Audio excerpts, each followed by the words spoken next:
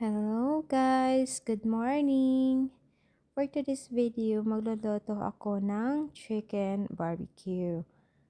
Yes, wings lang po yung gamit ko dyan. At bago yan, hiniwa-hiwa ko muna yung mga wings para manuot-suot yung sauce kapag nilagyan ko na yung parang malasa talaga.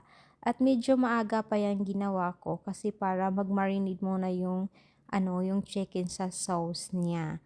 At ang gamit ko palang sauce dyan ay honey mustard and sweet honey barbecue.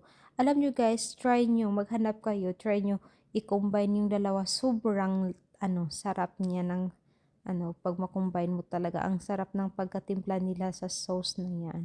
Tapos i-combine mo pa yung dalawa, perfect talaga sila. Yan, nilagyan ko na siya ng sauce pero i-leave ko muna yan siya ng mga like 30 minutes dyan para ilagay ko lang sa fridge para maano talaga siya, manuot-suot. Ginanyan ko na siya para malasa talaga. And actually guys, kasi ang gusto ko kasi talagang luto is fried chicken. Nag-crave kasi ako ng fried chicken with gravy. Syempre, wala kasing Jollibee dito kaya kailangan mong magawa ng sayo. At saka ayokong kumain ng mga fast food chain nila dito kasi iba kasi talaga parang mas junk, mas gustuhin ko pang magluto ng akin, yung mag-imbento na lang ako kung ano-ano kaysa kakain ako sa mga fast food chain dito, lalo na yung McDo, tsaka KFC, hindi kasi masarap. Mas masarap pa rin sa Pilipinas. At so, dahil hindi nga ako makapagluto ng fried chicken, kaya ganyan na yung ginawa ko. Ang dahilan kung bakit hindi ako makapagluto ng fried chicken is kasi wala kaming cooking oil for fried chicken, for deep fry. Ang meron kami sesame oil, olive oil, at saka coconut oil. Ayoko naman gumamit ng coconut oil kasi maamoy siya. Sobrang maamoy. Hindi ko gusto yung amoy niya. Para akong kumakain ng langis ng niyog. Yung ganon. Kaya hindi ko siya ginagamit talaga. At saka yung sesame, mabilis siyang makasunog. Yung olive oil naman parang pati hanggang loob nanunuot-nuot yung oil. Kaya hindi talaga. At saka wala kaming air fryer kasi bibili pa kami ng air fryer. So, ayan guys, kahit na gumagawa ako o nagluluto ako ng chicken barbecue, may twist pa rin yan. Kasi nga sabi ko, nag-crave talaga ako ng gravy. Kaya ang gagawin ko naman, maggagawa ako ng gravy using crispy fry. Kaya ayan, nagpa-melt ako ng butter. Ayan guys, konti lang muna yung nilagay ko dyan kasi kailangan ko munang unti-untiin kasi baka masubrahan naman, hindi ko tansya. Yes, kaya ayun lang parang dagdag bawas pero most of the time nagdadagdag ako kasi konti-konti nga lang yung nilalagay ko. At ayan, buksan na natin yung ating crispy fry para ma-mix na natin dyan. At saka alam nyo guys, first time kong gumawa ng crispy fry gravy ha. Masarap siya guys. Yes, masarap siya. Yung para siyang, yung sa KFC na gravy, ganun pala yung ginagawa nila. Ganun yun. Parang yung kulay, ganun talaga.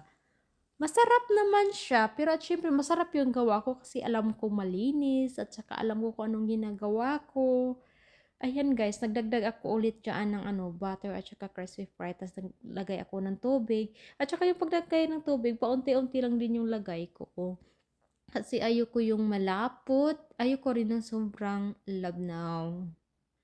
Ayan. Tignan nyo, madali lang siyang maluto, guys. Nilagyan ko din siya ng konting pepper. At saka yan, tinikman ko na kung okay na siya. Kapag okay na, syempre patayin na natin. At saka, ayan, ipatayin na natin yung apoy. Yun lang. Diba? Ang gulo. At ayan nga, dumating na nga si Hubby. Ayan, nagsiserve na tayo. Maghanda na tayo ng dinner natin. At alam nyo guys, napakasimple lang talaga. Kasi nga, isang putahe lang talaga yung niloloto ko. At saka, kontento na si Happy dyan. At saka, kumakain din siya ng rice. Kasi rice is life ako eh. Kumakain siya kung anong kinakain ko. Kaya, kumakain din siya ng kanin. At ayan, dahil first time niyang makatikim ng aking gravy, first time akong gumawa niya, nakasama siya. So, tinikman niya muna kung pasado sa lasa, sa panlasa niya. At mukhang nagustuhan niya naman, kaya nilagay niya na sa kanin niya yung gravy. Ayan. Sabi niya masarap daw, kaya parang sinabaw niya na.